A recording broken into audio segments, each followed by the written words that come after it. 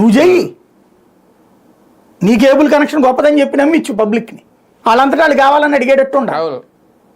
ఎందుకు అడుగుతాడు?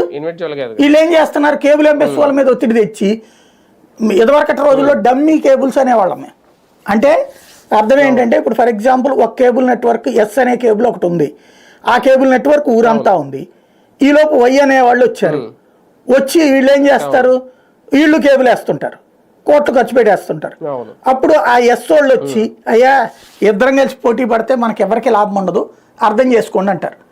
అప్పుడు ఈ వై వాళ్ళు ఏమంటారంటే, సరే అయితే నాకు కొంత మరి ఏదో వెసులుబాటు కదా, మరి ఇంత ఖర్చు పెట్టాను కదా అంటారు. సరే 10% కనెక్షన్స్ నీకు ఇచ్చేస్తాను తీసుకో అంటారు.